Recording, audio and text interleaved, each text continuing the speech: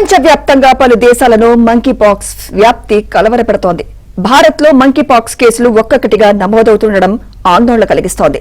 తాజాగా భారత్లో మంకీపాక్స్ రెండో కేసు నమోదైంది. కేరళకు చెందిన వ్యక్తికి ఈ వైరస్ సోకినట్లు నిర్ధారణ అయింది. ఆ వ్యక్తిని ప్రత్యేకంగా ఐసోలేషన్లో ఉంచి చికిత్స అందిస్తున్నారు.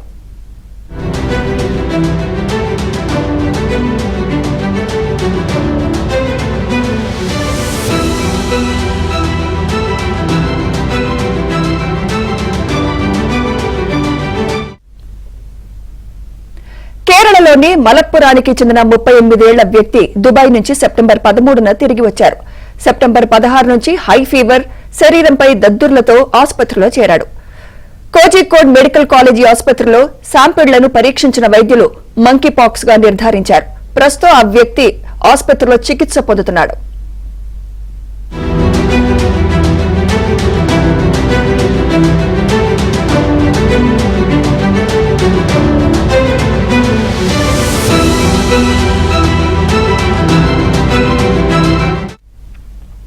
ఆ వ్యక్తితో పాటు విదేశాలకు వెళ్లిన కుటుంబ సభ్యులు, సన్నిహితులను ఐసోలేషన్లో ఉండాలని కేరళ ఆరోగ్య శాఖ మంత్రి ఆదేశాలు జారీ చేశారు.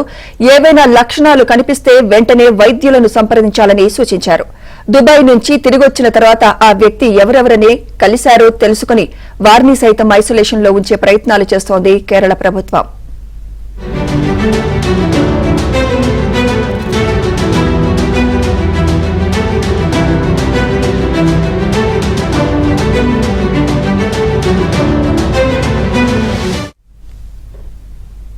మంకీపాక్స్ 1958లో డెన్మార్క్ లో తొలిసారి కోతుల్లో వెలుగు చూసింది.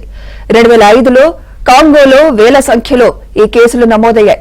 2017 తర్వాత నైజీరియా సహా అనేక దేశాలకు వ్యాపించింది. 2022 నుంచి మళ్లీ విస్తృతంగా వ్యాప్తి చెందుతూ అనేక దేశాలకు పాకింది. 2022 నుంచి ఆగస్టు 2024 వరకు 120 దేశాల్లో వెలుగు చూడగా సుమారు 1,00,000 కేసులు నిర్ధారణ అయ్యాయి. ప్రస్తుతం కాంగోలో ఆందోళనకర స్థాయిలో ఈ ప్రాణాంతక వైరస్ వ్యాపిస్తోంది.